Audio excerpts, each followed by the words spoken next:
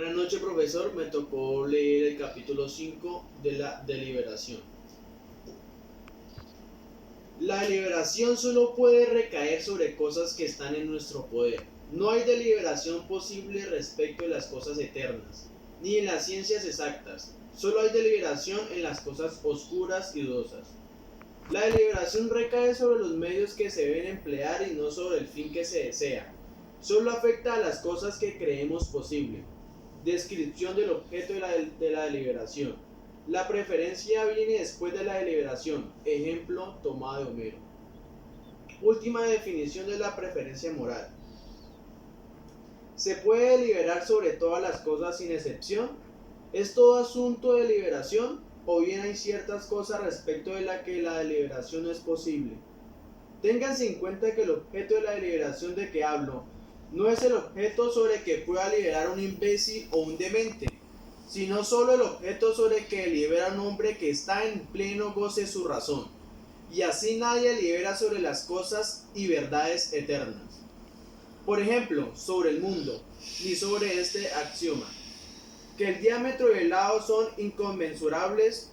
Tampoco se puede deliberar sobre ciertas cosas que están sometidas al movimiento para que se realice siempre según las mismas leyes, sea por una necesidad invencible, sea por su naturaleza, sea por cualquier otra causa, como son, por ejemplo, los movimientos de equinoccio y de solsticio respecto del Sol.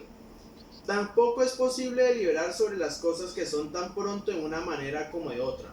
Por ejemplo, las sequías y las lluvias. Ni sobre los sucesos que dependen únicamente del azar, como el hallazgo de un tesoro.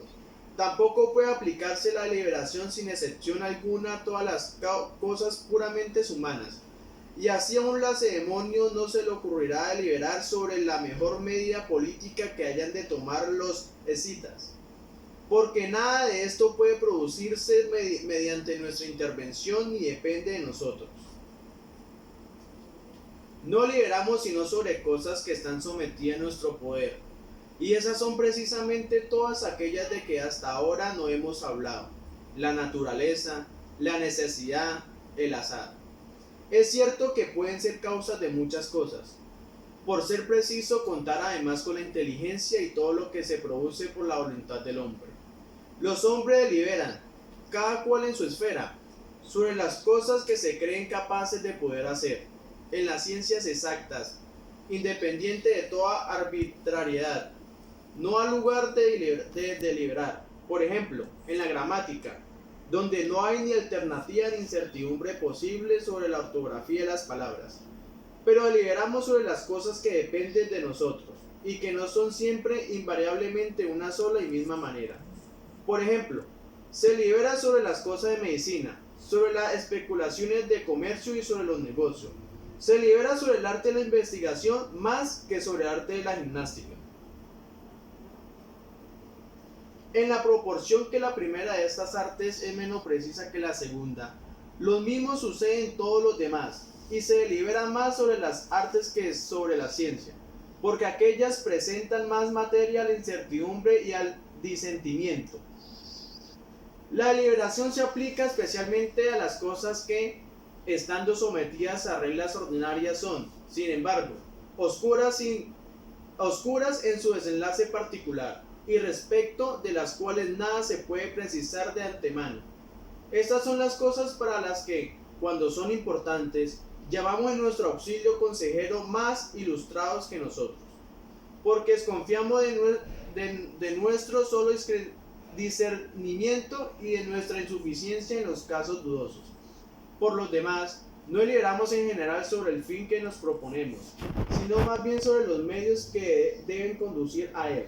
Así, el médico no delibera para saber si debe curar sus enfermos, ni el orador para saber si debe convencer a sus auditorios, ni el hombre de Estado para saber si debe hacer buenas leyes. En una palabra, en ningún género se delibera sobre el fin especial que se sigue, sino que una vez que nos hemos propuesto cierto fin, indagamos cómo y por qué medios se podrá llegar a él.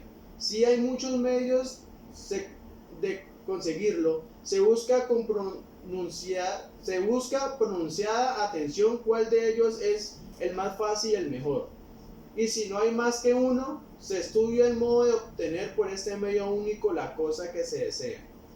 Se procurará también descubrir el camino para poderse ser dueño de este medio hasta llegar a la causa primera, que resulta ser última, que se descubre en esta investigación. Realmente, el deliberar equivale a buscar una cosa por el procedimiento que acaba de ser descrito, y a hacer un análisis semejante al que se aplica a la figura de geometría que se quiere mostrar.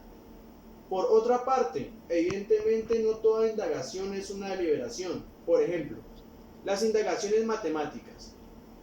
Pero toda deliberación es una indagación, y el último término que se encuentra en el análisis a que uno se consagra es el primero que debe emplear para producir las cosas que desea. Si llega a convencerse de que la indagación es imposible, renuncia a ella. ¿Cómo? Por ejemplo, cuando uno tiene necesidad de dinero y ve que no puede proporcionárselo, pero sí la indagación parece posible, entonces se esfuerza por llevarla a cabo, y colocamos entre la cosa posible todas aquellas que podemos hacer por nosotros mismos o por medio de nuestros amigos, porque lo que hacemos por ello es en cierta manera hecho por nosotros, puesto que nosotros se encuentra el principio de su acción.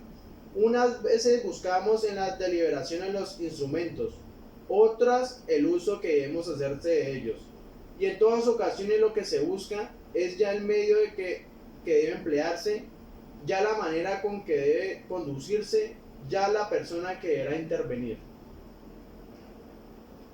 Así pues, siempre es el hombre, como acabamos de decir, el principio mismo de sus actos. La deliberación recae sobre las cosas que puede hacer, y los actos tienen siempre por objeto otras cosas distintas de ellos mismos. Por consiguiente, no es sobre el fin mismo sobre que se libera, sino sobre los medios que pueden conducir a él.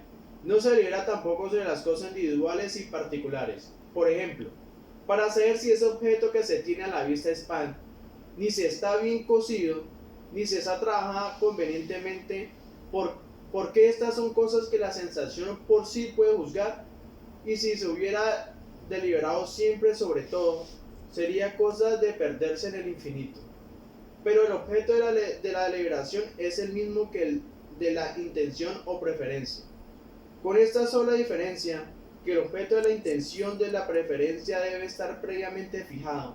El objeto que se fija el juicio después de una deliberación reflexiva es que la intención prefiere puesto.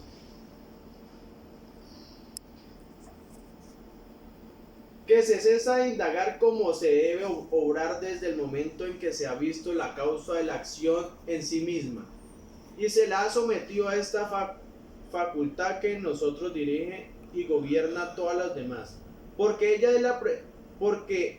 es la que prefiere y escoge con intención.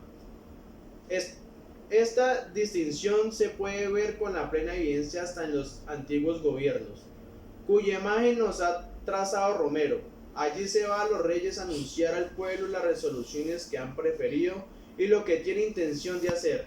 Así pues, siendo siempre el objeto de nuestra preferencia, sobre el cual se libera y el cual se desea, una cosa que depende de nosotros, podrá definirse la intención o preferencia diciendo que es el deseo reflexivo y deliberado de las cosas que depende solamente de nosotros solos, porque nosotros juzgamos después de haber deliberado, y luego deseamos el objeto conforme a nuestra liberación y a nuestra resolución voluntaria.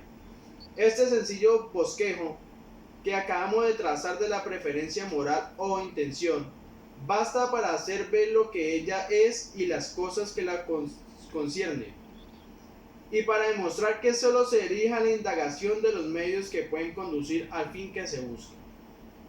Muchas gracias, profesor.